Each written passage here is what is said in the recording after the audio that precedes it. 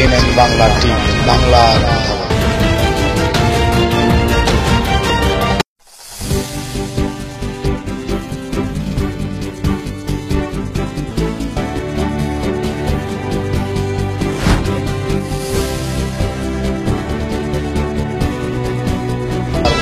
CNN Bangla TV, বাংলার বাগেরহাটের মোড়লগঞ্জে ফুসান গ্রুপের 5টি সেবামূলক প্রতিষ্ঠান আনুষ্ঠানিকভাবে উদ্বোধন করেছেন সমাজ কল্যাণ মন্ত্রণালয়ের সম্পর্কিত স্থায়ী কমিটির সভাপতি ডাক্তার মোজাম্মেল হোসেন এমপি।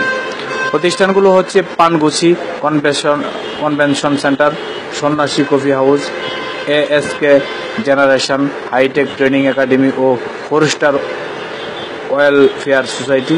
রোববার বিকেলে 6টায় এ প্রতিষ্ঠানগুলো উদ্বোধন করা হয়।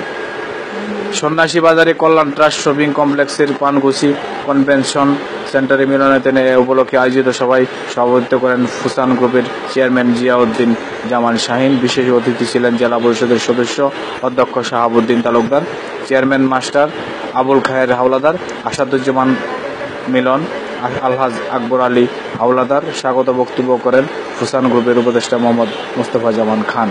CNN Bangla TV, Bagerhat, Jamal Hossain Bappa. এইখানে এই সমাবেশের এই সম্মেলনের পিছনে যদি উদ্দেশ্য থাকে